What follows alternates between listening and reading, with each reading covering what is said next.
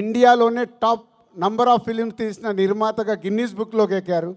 So వారి తర్వాత వెంకటేష్ గారు సినిమా ఇండస్ట్రీలోకి హీరోగా వచ్చినప్పుడు మేము మా నర్సింగ్పల్లి మా ఊర్లో ఉన్నాం. అదే ఇయర్ నాగార్జున గారు వెంకటేష్ గారు ఇట్లా ఇద్దరు హీరోలు లాంచ్ అవుతున్నారని మేము స్వాతిలలో దీంట్లో చదువుకుంటూ మాట్లాడుకునే వాళ్ళం. మాట్లాడుతున్నప్పుడు ఎవరికి ఫ్యాన్ అవ్వాలి, నాకు ఎందుకో వెంకటేష్ గారి ఫోటో చూడగానే నేను వెంకటేష్ గారి ఫ్యాన్ అయ్యి ఫిక్స్ అయ్యాను. సో హైదరాబాద్ వెళ్ళాక కలియుగ పాండవులు ఫస్ట్ సినిమా రిలీజ్ అవుతే 1 వీక్ ముందు అడ్వాన్స్ బుకింగ్ టికెట్ తీసుకొని కలియుగ పాండవులు ఫస్ట్ షో చూసా. అలా నాకు తెలియకుండానే నేను సినిమా ఫీల్డ్లోకి వస్తానని కూడా నాకు తెలియదు అప్పుడు.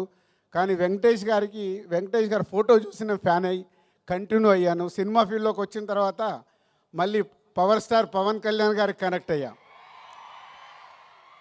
సో వారిద్దరు నా అభిమాన హీరోలు.